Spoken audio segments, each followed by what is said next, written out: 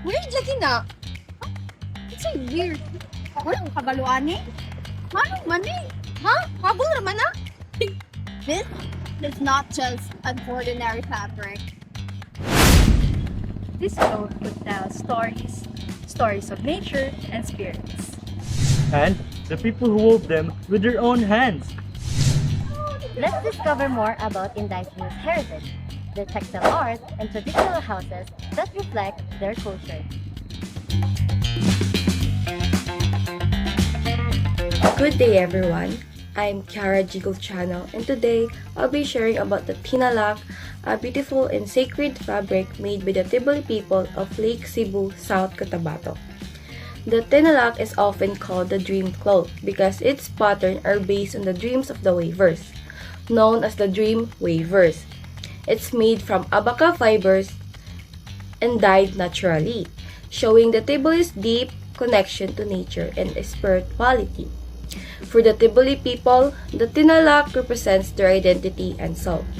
They believe that each design is a gift from Fudalu. Fudalu is the spirit of abaca. Before weaving, a woman must keep her mind and heart pure because weaving is not just an art, it's a sacred act. The process starts from a dream, then preparing and dyeing the abaca fibers using the ikat technique, and finally weaving the design on a backstrap loom. The entire process can take months and ends with a blessing to honor the spirit who guided the weaver. Today, tinala continues to use in ceremonies and celebration, symbolizing peace and unity among the Tiboli people. It's also recognized as a national culture treasure, reminding us of our rich Filipino heritage and the beauty of indigenous art.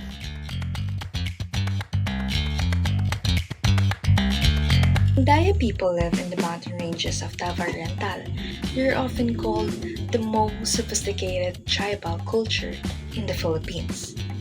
The name Mandaya came from the words man, which means first, and Daya meaning upstream.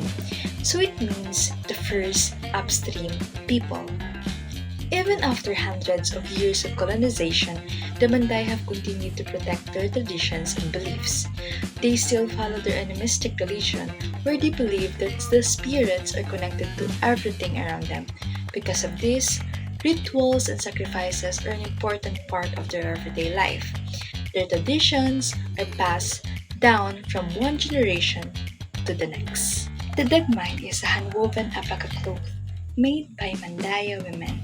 It uses a mud dyeing technique, soaking the yarn in iron-rich mud and natural dyes from trees and fruits. And did you know that each design has meaning? For example, the turtle in their cloth, it symbolizes protection. The crocodile, it symbolizes bad spirit or enemy. And while the triangles, it symbolizes weapons like spear or sword. The Dagmay legend. So, long ago, a man named Tamingsa found a beautiful woven cloth hanging on a budbud tree and took it home, not knowing it belonged to the Gamali, the goddess of art and knowledge. Because of this, he and his mother became sick, and their whole village suffered. When they returned their clothes and asked for forgiveness, the Kamaling appeared and forgave them. She then taught them the true art of Dagmay weaving, explaining that its patterns symbolizes nature, strength, and the connection between human and spirit. In this part of the report, we're focusing on one of the Philippines' most historically significant groups, the Magindanaons. They are the largest ethnic group of Muslims in the country, and their name is deeply tied to their homeland. The Magindanaons are mainly concentrated in the province of Maguindanao, but also inhabit large areas in North and South Cotabato, Sultan Kudarat, and Zamboanga del Sur. Their very name Maguindanao translates to the people of the flood rain with the people of the valley, because they reside around the historically marshy terrains of the Cotabato region. Historically, Maguindanao's society was highly organized, living under a sultanate system. In fact, in earlier times, their cities were known for being among the most progressive in Mindanao. They are said to have been the first among the Marabout to pursue formal education in the olden days. Today, the province of Maguindanao is a true melting pot, demonstrating harmony among Muslims, Christians, and Romans who live together as a unified community. For their livelihood, Maguindanaos rely on traditional means, farming and fishing. However, their culture is perhaps best represented by the inao fabric. The word inao simply means woven. This is a hand-woven fabric created on a bamboo loom. It's an intensive process taking 3 to 4 days to complete a single piece. It's typically used for traditional garments like the malong, a tubular skirt, or the tubao, a men's head cover. The inao is famous for its vibrant colors, specifically green, yellow, orange, and red, which symbolically represent the tribe's colorful nature. This fabric is more than just clothing.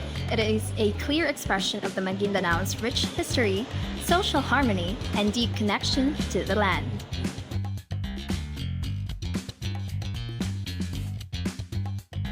The word Tausog comes from two words.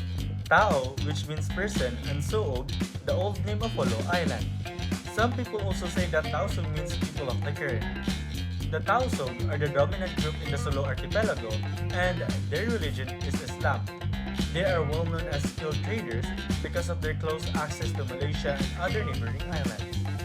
For their means of living, the Tausog people are engaged in fishing, farming, coconut and hemp production, metal craft, and weaving.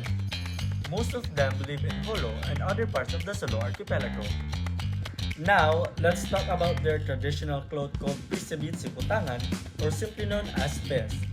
It is a woven head cloth made from cotton, silk, or sometimes gold thread. The Pisabit is famous for its intricate geometric patterns made up of squares, triangles, and diamonds. Unlike the fabrics of other tribes such as the Tibuli and Mandaya, which use limited colors, the Pisabit is very colorful and festive. It is also multi-purpose. It can be worn as headwear, on the shoulder, tied up around the kris or sword, or wrapped around the head. For Tausog men, wearing the pis is often a sign of rank or status. The Tausog people are not only known for their strong culture and trading skills, but also for their beautiful craftsmanship, which can be seen in their traditional Pisabit Siputangan. This cloth reflects their identity, artistry, and pride as part of the rich cultural heritage of the Philippines. Since early Filipinos are nomadic, meaning they do not settle on one place only, they build shelters that are made of things found in nature, and most of their shelters are not permanent. When they discover farming and they don't have to leave from one place to another to find food, that's when they build permanent structures as their homes. But their houses are mainly rectangular and built in stilts, where it can easily be transferred and to prevent flooding. What are these houses called? It is called indigenous houses. These houses are made of local and traditional materials such as bamboo, wood, nipa, coconut grass, and many more. These houses reflect the diverse cultural heritage of its various ethnic groups, and of course, they are built differently and vary according to the climate and the physical features of the area.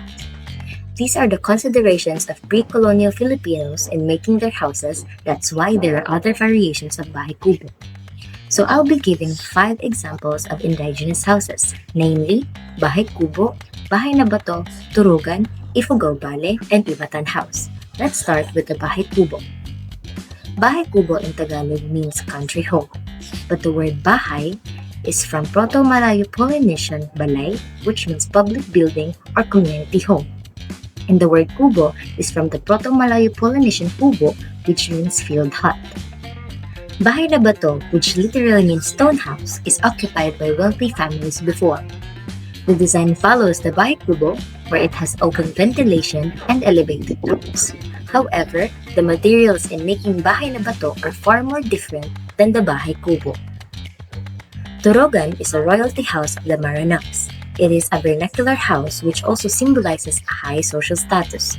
It is known for its carved beam ends or panolong, a protruding beam which has ochre designs. Ifugao Bale is made by the Ifugaos, an ethnic group in the Cordillera region which is known for the Banawe rice terraces.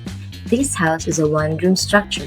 It has a detachable ladder, it is made of hardwood or timber, and it has 4 posts, buried 50 centimeters deep in the ground and is locked by stones. Ivatan houses are located in Batanes, the northernmost part of the Philippines. These are made by Ivatans, an ethno-linguistic group in Batanes. In conclusion, these indigenous houses are not just structures for shelter. They are reflections of Filipino culture, creativity, and adaptability. Each one tells a story of how early Filipinos lived in harmony with nature, respected their environment, and expressed their identity through their unique ways of building homes.